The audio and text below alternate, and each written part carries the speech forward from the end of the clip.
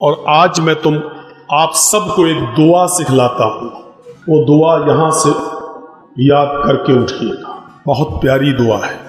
جب کسی کا انتقال ہو جاتا ہے اور آپ کو خبر ملتی ہے کہ فلاں کا انتقال ہو گیا، تو ہم اور آپ کیا پڑھتے ہیں؟ انا للہ و انا الیہ راجعون۔ اس دعا کو یاد کریں۔ یہ دعا ہے تو بہت چھوٹی لیکن بہت قیمتی دعا ہے۔ آج تھوڑا سا سمجھنے کی کوشش کیجیے، چھوڑ دیجیے کہ کوئی جلسہ ہو رہا ہے، کیونکہ جلسے کا موقع نہیں ہے۔ کچھ چیزیں آج سمجھانا چاہتے ہیں، سمجھنے کے انداز سمجھ لو کہ ایک استاذ پڑھا رہا ہے اور آپ ہمارے شاگرد ہیں، کچھ سیکھنے آئے ہیں۔ آج اس انداز سے کچھ گفتگو کو سن لیجیے۔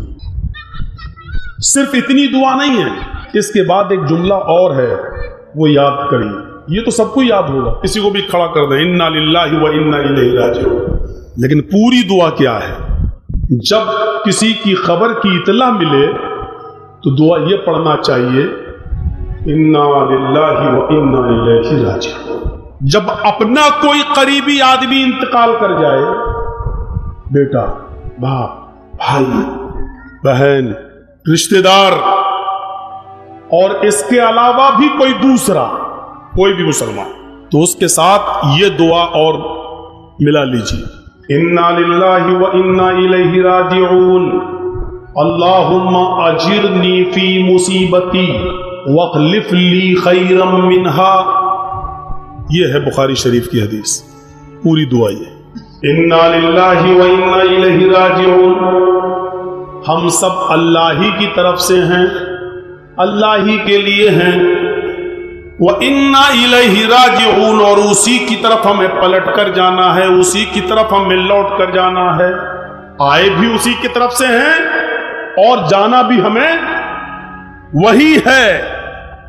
اللہم اجرنی فی مصیبتی، سنیے گا، اللہم اجرنی فی مصیبتی، اے اللہ مجھے جو مصیبت پیش آئی ہے، میری ماں کے انتقال کے بعد، میرے بیٹے کے انتقال کے بعد، میرے بھائی کے یا میرے بچے کے انتقال کے بعد جو مصیبت مجھے آئی ہے، اے اللہ اس مصیبت میں مجھے اجر عطا فرما، اس پر ہمیں اچھا بدلہ دے۔ اللہم اجرنی فی مصیبتی، اللہ مجھے اس مصیبت میں مجھے اجر دے، بدلہ دے۔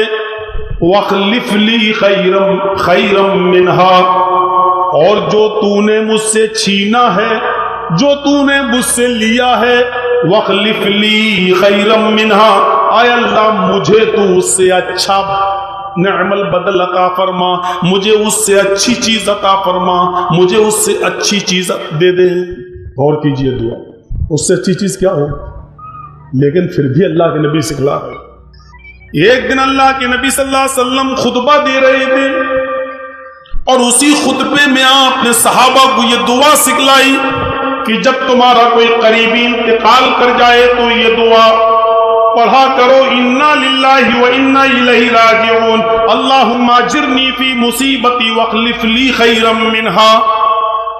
حضرت ابو طلحہ رضی اللہ تعالیٰ عنہ اس خطبے میں موجود تھے، انہوں نے یہ دعا یاد کر لی، اور خطبہ جب ختم ہوا تو وہ آئے اور انہوں نے اپنی بیوی ام سلیم سے کہا، انہوں نے اپنی بیوی سے کہا، آج میں نے یہ دعا اللہ کے نبی نے بتائی اور میں نے یاد کر لی۔ کہا کیا دعا ہے؟ اس زمانے کی عورتیں بھی دعاؤں کے لیے کتنی بے چین رہتی تھی۔ کہا کیا؟ کہا اللہ کے نبی نے فرمایا جب کوئی انتقال کی خبر سنو تو یہ دعا پڑھا کرو، انا للہ و انا الیہ راجعون، اللہم اجرنی فی مصیبتی واخلف لی خیرا منہا۔ حضرت ام سلیم کہتی ہیں کہ میرے شوہر نے، میرے ہسبینڈ نے جب یہ دعا مجھے بتائی تو میں نے بھی یاد کر۔ اور ایک دن ایسا آیا، چند سالوں کے بعد ایک دن ایسا آیا کہ کسی حادثے میں میرے ہسبینڈ کی اچانک ڈیتھ ہو جاتی ہے، موت ہو جاتی ہے، ایک ایکسیڈنٹ کا شکار ہو جاتے ہیں میرے ہسبینڈ، ابو طلحہ کا انتقال ہو جاتا ہے، اور جب ان کی باڈی گھر پہ لائی جاتی ہے اور سلیم کو خبر دی جاتی ہے ان کے شوہر انتقال کر گئے. ایسا حادثہ ان کے سامنے ان کے ساتھ ہوا اور یہ ڈیڈ باڈی ان کی ہے.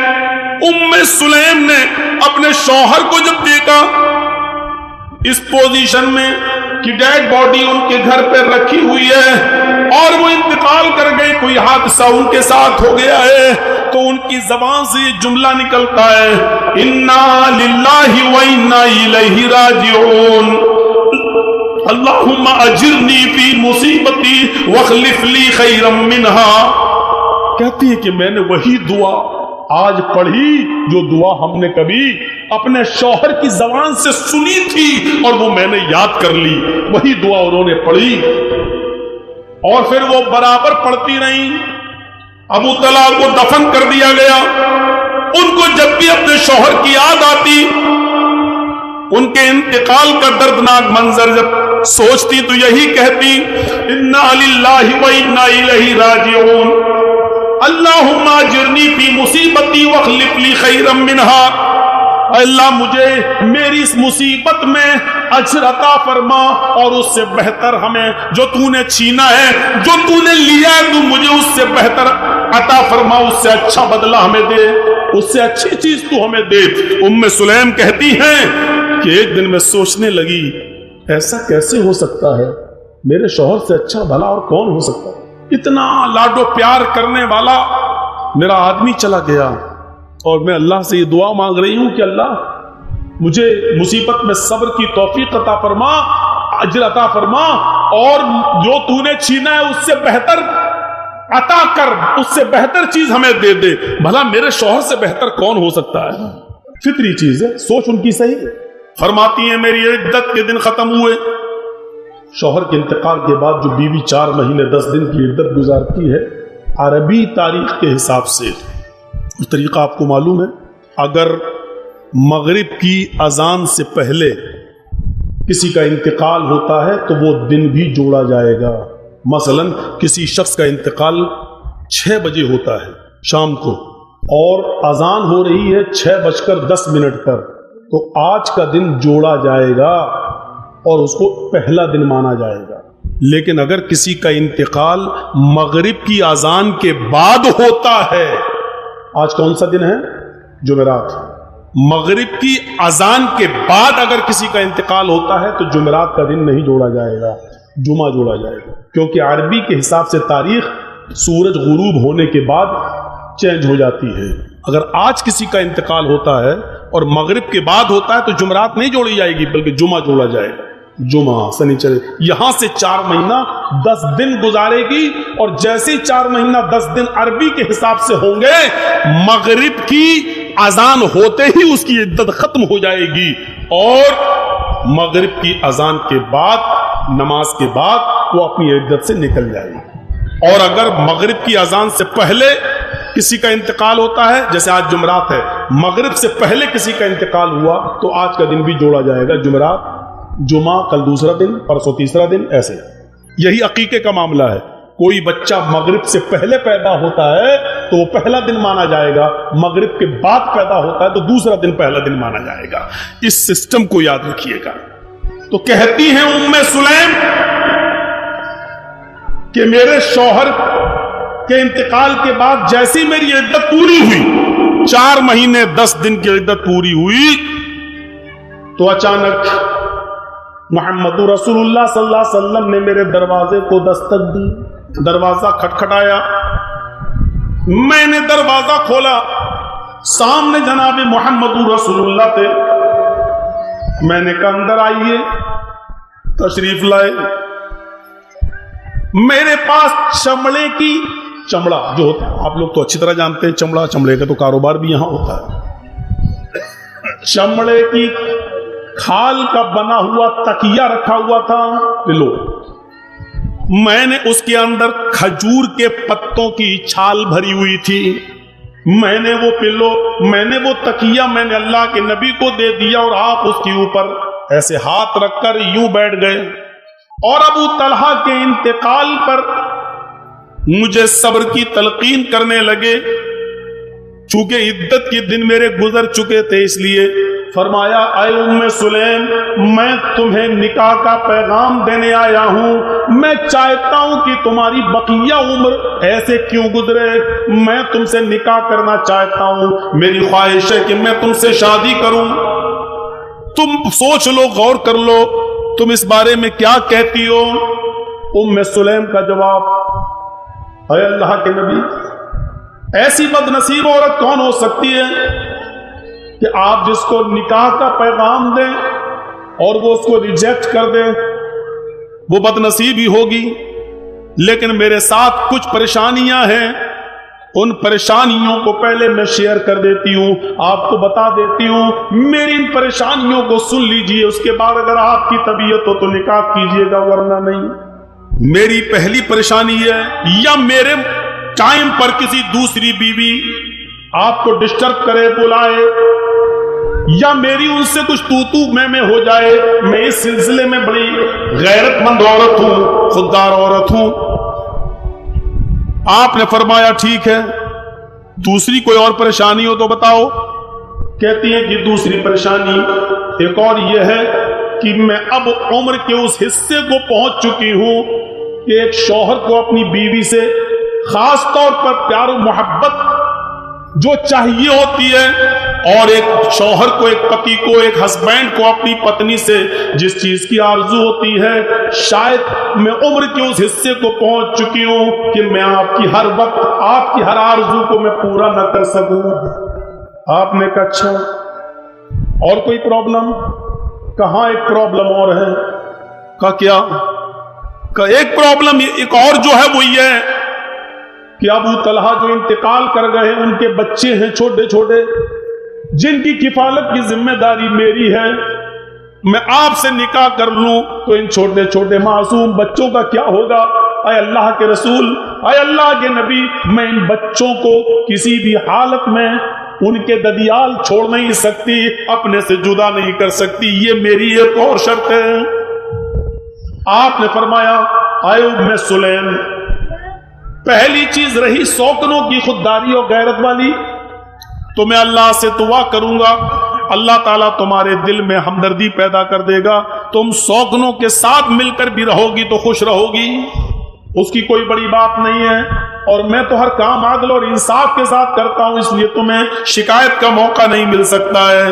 رہی دوسری بات کہ میں عمر کے اس حصے کو پہنچ چکی ہوں کہ ہر وقت جب آپ چاہیں میں آپ کی ضرورت پوری کروں، وہ نہیں، کیونکہ میں اب عمر رسیدہ ہو چکی ہوں، بڑھاپے کے اندر میں داخل ہو چکی ہوں۔ تو فرمایا اے ام سلیم، عمر کے جس حصے میں آپ داخل ہو، تقریباً میں بھی عمر کے اس حصے میں داخل ہو چکا ہوں، اور شادی کا مقصد صرف یہ نہیں ہوتا ہے کہ آدمی صرف ایک ہی چیز کا متلاشی رہے، میں تو تمہاری بچی ہوئی زندگی کے بارے میں سوچ رہا ہوں۔ یہ ماحول بہت عجیب و غریب ہے، یہاں بیوہ کا نکاح نہیں ہوتا ہے، طلاق شدہ عورت کا کوئی گھر نہیں بستا ہے، لوگ اس کو بری نظر سے دیکھتے ہیں۔ میں تمہارا گھر بسانا چاہتا ہوں، میں تمہارا ذمہ دار بننا چاہتا ہوں، میں چاہتا ہوں کہ تمہاری مصیبتوں میں تمہارے کچھ کام آ جاؤں۔ تو عمر کے جس حصے میں تم ہو میں بھی ہوں، یہ کوئی بڑی بات نہیں ہے۔ اور رہی بچوں کی بات، تو شادی جب تم کر لو گی، مجھ سے نکاح کر لو گی، تو تمہارے بچے ہمارے بچوں کی طرح ہوں گے، ہم ہی ان کی کفالت کریں گے، اور ہم ہی ان کی پال پوس کر ہم ان کو بڑا کریں گے، یہاں تک کہ وہ نکاح کے قابل ہوں گے تو ہم ان کا نکاح بھی کرائیں گے۔ یہ تینوں باتیں اللہ کے نبی نے جب ایکسپٹ کر لی تو ام سلیم کا نکاح محمد رسول اللہ سے ہو جاتا ہے۔ حضرت ام سلیم کہتی ہیں کہ جب میری شادی اللہ کے نبی سے ہوئی تو اللہ تعالیٰ نے میرے نکاح میں خیر و برکت کے دروازے کھول دیے۔ ایک دن کسی کا انتقال ہوا، میرے کانوں میں خبر پڑی تو میں نے پھر یہی دعا پڑھی، اللہ انا للہ و انا الیہ راجعون، اللہم اجرنی فی مصیبتی واخلف لی خیرا منہا۔ اچانک مجھے یاد آ گیا کہ اللہ تعالیٰ کے نبی نے جو دعا سکھلائی کہ اللہ مجھے اس مصیبت میں اجر عطا فرما، واخلف لی خیرا منہا، اور مجھے ایسی چیز عطا فرما جو پہلے سے بہتر ہو۔ آج مجھے میرے شوہر ابو طلحہ سے بہتر شوہر اللہ تعالیٰ نے مجھے عطا فرما دیا، یہ اسی دعا کا نتیجہ ہے۔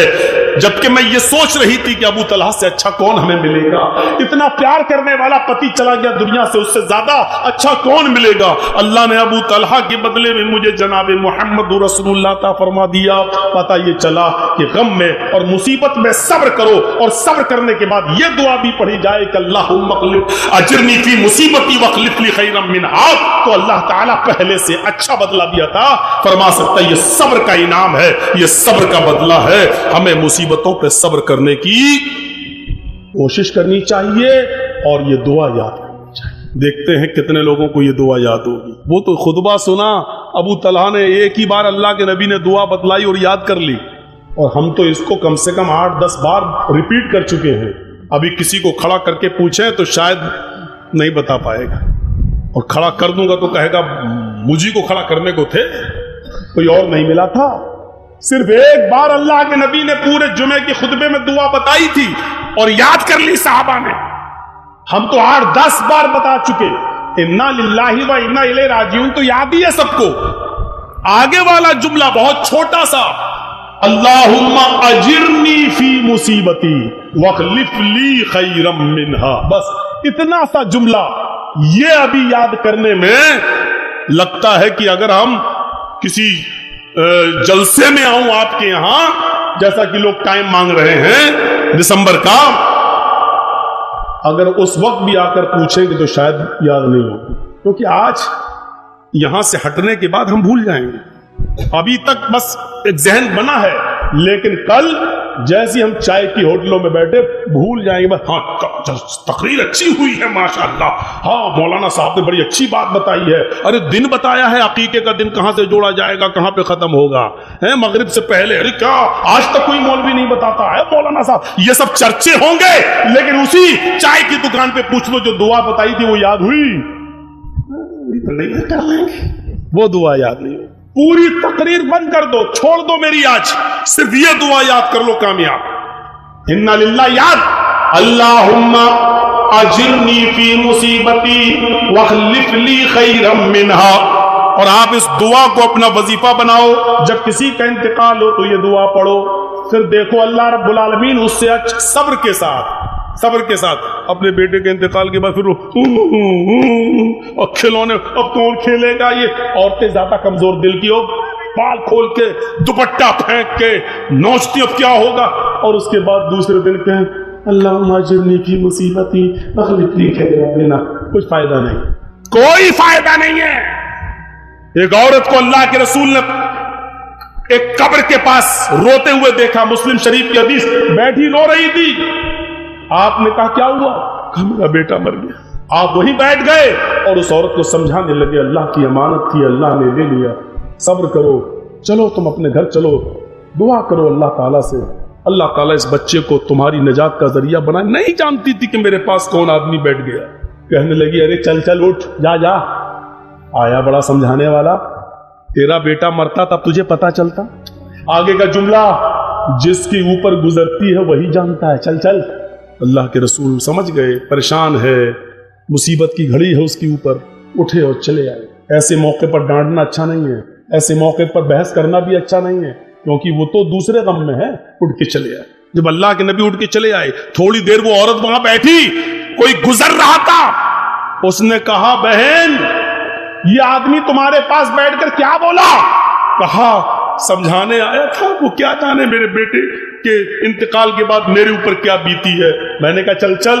کہا جانتی ہو تم نے کس کو کیا کہا؟ وہ کون تھے؟ نہیں۔ کہ وہ محمد رسول اللہ صلی اللہ علیہ وسلم تھے، وہ اللہ کے نبی تھے۔ کلیجے کو چوٹ لگی کہ میں نے یہ بات اللہ کے نبی سے کہہ دی۔ دوسرے دن آئی اور آ کر کہتی ہے اے اللہ کے نبی، بہت دکھ ہوا، بعد میں پتا چلا کہ آپ ہیں۔ آپ نے کہا کوئی بات نہیں، چلو۔ کہ نہیں، آپ نے مجھے کل جو سمجھایا تھا اب مجھے صبر آ گیا ہے، میں صبر کروں گی اپنے بیٹے کے انتقال پر۔ تو اللہ کے نبی نے کیا کہا؟ دوسرے ہی دن کی بات ہے، آج انتقال ہوا، دوسرے ہی دن کی بات ہے۔ اللہ کے نبی نے اس عورت سے کیا کہا؟ اب کوئی فائدہ نہیں۔ کیا کہا؟ اب کوئی فائدہ نہیں ہے۔ انما الصبر عند الصدمۃ الاولی، صبر تو وہ ہے جو پہلے وقت میں مصیبت کے فوراً وقت کیا جائے, مصیبت آتے ہی فوراً صبر کیا جائے, اسی وقت صبر ہے. 2 3 4 دن کے بعد تو سبھی کو صبر آ جاتا ہے. اگر بعد میں تمہیں صبر آ رہا ہے تو کچھ اب کوئی فائدہ نہیں ہے. صبر تو وہی تھا جب تمہیں کل مصیبت پہنچی, اور کل ہی تم صبر کرتی تو کل فائدہ پہنچتا. اب کوئی فائدہ نہیں ہے میرے بھائیوں. 2 3 دن کے بعد اگر ہم نے صبر کیا تو کوئی فائدہ نہیں. سوچیے, انما الصبر عند الصدمۃ الاولى, صبر وہ ہے جو مصیبت پہنچتے ہی صبر کیا جائے, اسی وقت کیا جائے. ضروری نہیں کوئی انتقال کر جائے تبھی پڑھا جائے انا للہ و انا الیہ راجعون. پتہ چلا ہمارے گھر میں 5-6 لاکھ کی چوری ہو گئی, آپ پڑھ سکتے ہو انا للہ, یہ بھی تو مصیبت ہے, انا للہ و انا الیہ راجعون. اور اس وقت یہ بھی کہہ دو اللہم اجرنی فی مصیبتی. بھائی لاکھوں کی چوری ہو گئی, یہ بھی تو ایک مصیبت ہے. اللہم اجرنی فی مصیبتی واخلف لی خیرا منہا. پڑھیا. لائٹ بھی چلی جاتی ہے, جب لائٹ چلی جائے تب بھی آپ پڑھ سکتے ہیں انا للہ و انا الیہ راجعون. لیکن یہاں اللہم اجرنی فی مصیبتی مت پڑھیے گا, کیونکہ لائٹ کا جانا یہ کوئی مصیبت نہیں ہے. ٹھیک ہے, اچانک چلی گئی ہے, آپ کے پاس موبائل ہے, ٹارچ ہے, ٹیوب لائٹ ہے, گھروں میں بیٹری لگی ہوئی ہے, انورٹر لگا ہوا ہے. اب یہ کوئی مصیبت نہیں, اس مصیبت کو آپ فوراً دور بھی کر سکتے ہو, یا چراغ بھی جلا سکتے ہو, لالٹین بھی جلا سکتے ہو, مرکری بھی جلا سکتے ہو. لیکن ہاں انا للہ و انا الیہ راجعون یہ پڑھ سکتے ہو, یہ جائز ہے. کوئی اچانک کوئی اور خبر سنی ہے اور وہ دردناک خبر ہے تو آپ پڑھ سکتے ہو انا للہ و انا الیہ راجعون. فلاں گاڑی 2 گاڑیاں ٹکرا گئی, انا للہ و انا الیہ راجعون, یہ آپ پڑھ سکتے ہو. لیکن جب کوئی مصیبت سنو اور دیکھو کہ یہ مصیبت ہے اور واقعی مصیبت ایسی ہے کہ ہمارا نقصان زیادہ ہے, تو وہاں پر آپ پڑھ سکتے ہو اللہم اجرنی فی مصیبتی واخلف لی خیرا منہا. اور موت سے بڑی مصیبت کوئی نہیں ہو, اور اس وقت یہ پڑھنے کی ضرورت ہے کہ اللہ اس مصیبت میں ہمیں اجر عطا فرما, اچھا بدلہ دے, اور مجھے اس سے بہتر بدلہ عطا فرما. میں بھونک نہیں رہا ہوں, ایک دعا سکھلا رہا ہوں. اور یہ سب کے ساتھ ہوتا رہتا ہے. کون ہے کہ جس کے رشتہ دار انتقال نہیں کرتے؟ کون ہے؟ خود اللہ کے نبی صلی اللہ علیہ وسلم کا حال یہ تھا کہ جب آپ کا چھوٹا سا بیٹا ابراہیم جو ماریا قبطیہ کے بطن سے پیدا ہوا, اس کی عمر جب 18 مہینے ہوئی, 1.5 سال, جاکنی کے عالم میں تھا. اللہ کے نبی کو خبر ملی آپ کا بیٹا بیمار ہے, جاکنی کے عالم میں. دوڑتے ہوئے گھر آتے ہیں, ماریا قبطیہ اپنے بچے کے ساتھ لیٹی ہوئی تھی, اور بچہ سانسیں اکھڑ رہی تھی, آخری سانسیں. ایسے موقع پر محمد رسول اللہ نے اپنے بیٹے کو ابراہیم کو اپنے ہاتھ میں لیا, اور جیسی نبی نے اس کو اپنی گود میں لیا, اس کی روح قبض سے عنصری سے پرواز کر گئی. آپ کا 18 مہینے کا 1.5 سال کا بیٹا انتقال کر جاتا ہے, نبی کے مبارک ہاتھوں میں اس کی روح نکلتی ہے. آپ نے اپنے بیٹے کو اپنی جو ماریا قبطیہ تھی, جو آپ کی جو مقوقس کے بادشاہ نے جو 2 لونڈیاں بھیجی تھی, ان کو ایک ماریا قبطیہ تھی, ایک سیرین, تو ماریا کو آپ نے لے لیا تھا. ماریا کے بغل میں لٹاتے ہیں, اور بیٹے کو جب ان کے پاس لٹاتے ہیں, ماریا اس کی ماں کے پاس لٹاتے ہوئے کہتے ہیں ان العین تدمع والقلب يحزن ولا نقول الا ما يرضى ربنا وان بفراقك لمحزونون. یا ابراہیم, آئے میرے بیٹے ابراہیم, تیری جدائی سے, تیرے انتقال سے میری آنکھوں میں آنسو آ گئے.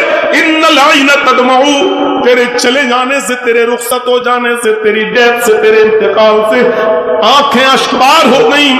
والقلب يحزن, اور دل کو دھکا لگا, دل کو جھٹکا لگا, دل غمگین بھی ہوا. والقلب يحزن, دل کو نراش بھی ہوا, مایوس بھی ہوا. ولا نقول الا ما يرضى ربنا, یہ صبر کا مظاہرہ. لیکن اے میرے بیٹے, تیرے انتقال سے اپنی زبان سے ہم ایسے جملے, ایسے ورڈز یوز نہیں کریں گے, ایسی باتیں نہیں نکالیں گے جس سے میرا رب ناراض ہو جائے, جس سے میرا پروردگار ناراض ہو جائے. ہم ایسی باتیں اپنی زبان سے نہیں کہیں گے. وَإِنَّ بِفِرَاقِكَ لَمَحْزُونُونَ, آئے میرے بیٹے, تیری जुदाई से एक बाप को गम जरूर हुआ है, परेशान जरूर हुआ है, उसके दिल को धक्का जरूर लगा है, लेकिन सब्र का दामन हम नहीं छोड़ेंगे। अल्लाह की रजामंदी पर मैं राजी हूं, अल्लाह की अमानत थी, अल्लाह ने ले लिया।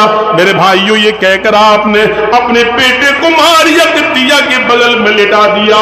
नबी अकरम के हाथों में नबी के बेटे का दम तोड़ना और नबी का ये कहना कि तेरी जुदाई से, तेरे इंतकाल से मुझे, मेरी आंखें अश्कबार हैं, दिल गमगीन है, लेकिन अल्लाह को नाराज नहीं करूंगा, ऐसे वर्ड्स यूज नहीं करूंगा जिससे रब नाराज हो जाए।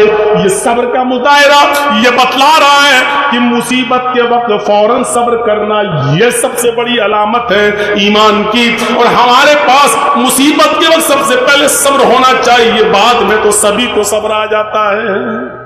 इस चीज को हम पहले समझें और गौर करें और देखें कि हम कितना सब्र कर रहे हैं। अभी तकरीर का एक हिस्सा आपके सामने आ गया है कि मौत सबके साथ है और मौत हमारी स्पीड से ज्यादा तेज स्पीड से दौड़ रही है। दूसरी चीज, ये दुनिया इंतकाम की दुनिया है, ये बदला लेकर रहेगी।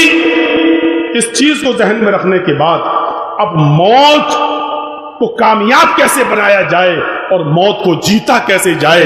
मौत के वक्त हमारे चेहरे पर खुशी होनी चाहिए या गम होना चाहिए, इस सिलसिले में मैं चंद बातें आपके सामने रखूंगा।